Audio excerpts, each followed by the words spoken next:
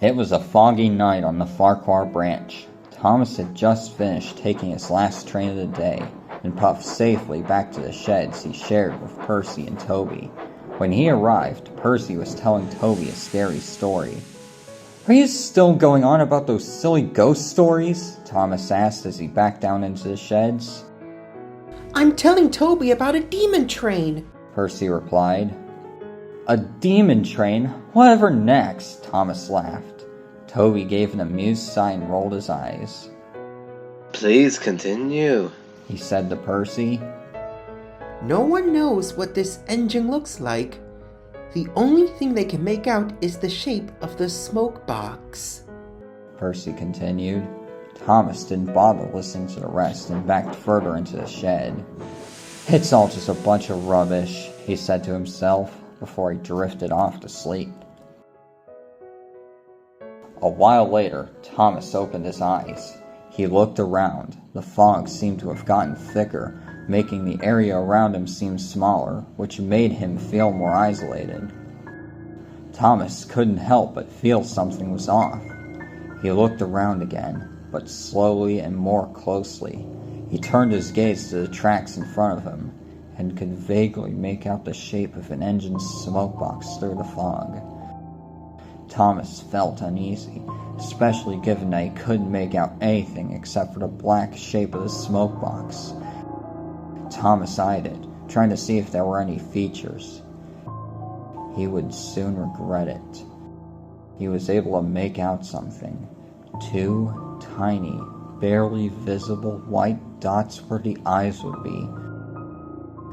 Thomas stared, wide-eyed and mouth agape at the sight. Then, the engine began to move closer to him.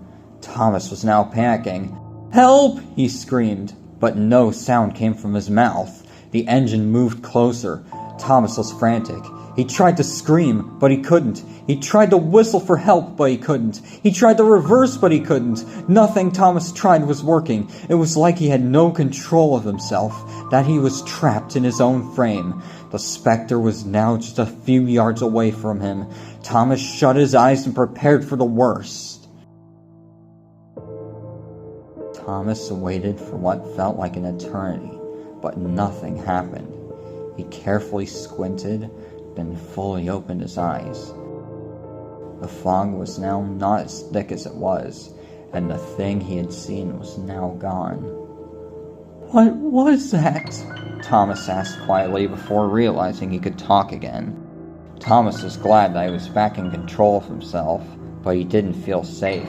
Whatever it was that he saw was probably still out there, still watching him. Thomas didn't dare go back to sleep, too afraid of the Spectre returning and him not being able to escape.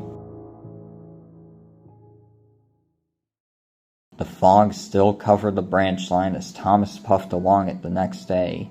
He was still tense from the previous night and kept looking all around him, trying to make sure that what he saw wasn't anywhere in sight, remaining silent the whole while. When he returned to the sheds that evening, Percy and Toby were waiting for him. "Are you all right, Thomas?"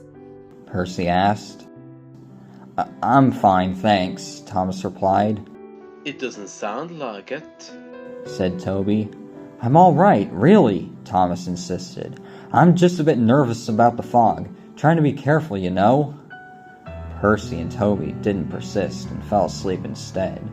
Thomas stayed awake, however. He was scared and continued eyeing his surroundings, trying to make sure the Spectre wouldn't appear again.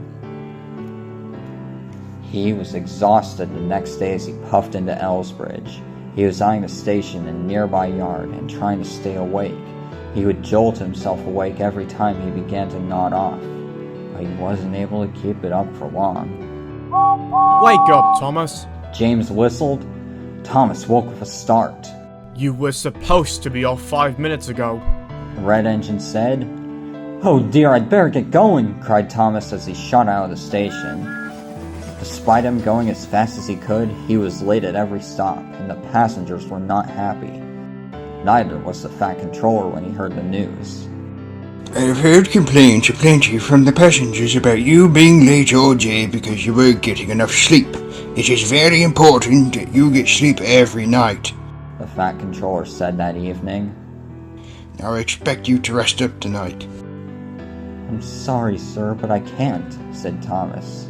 The Fat Controller stared. And why ever not? He asked sternly. Because something tried to attack me the other night, Thomas replied.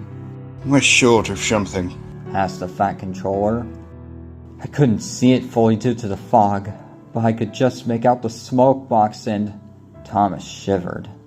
All I could see on the front of the smoke box were two tiny white dots where the eyes would have been. You must have had a nightmare. Percy put in. You got scared of my story and your imagination went wild. It was not my imagination, Thomas protested. I was awake when I saw that thing in the fog, but I couldn't move, speak, or even whistle for help. That godforsaken thing nearly got me, he cried. The Fat Controller listened. I see now what it is you experienced, he said after Thomas had finished. What you went through that night was called sleep paralysis. It is when you're only partially awake, as in you can open your eyes and see, but the rest of your body isn't fully awake yet, meaning you can't use those parts of you, he explained. How does that explain the thing I saw? Thomas asked. During these nights sleep paralysis episodes, you can go into a state of panic because of your inability to use anything other than your eyes, the Fat Controller continued, which causes you to see horrifying things that aren't there. The art engine that you saw was one of those hallucinations. So that thing was just my imagination, Thomas said. Exactly, the Fat Controller replied. And it's not only with you. Sleep paralysis can happen to anyone. That's a relief, Thomas said. Now that that's cleared up, I expect you won't have any more problems, the Fat Controller asked. No, sir, I won't, answered Thomas. That's a good engine, said the Fat Controller. And if you have another experience with sleep paralysis, just keep calm and keep your eyes closed, and it'll pass, he added before turning and walking away. Thomas slept peacefully at night and was punctual with his passenger run the next day.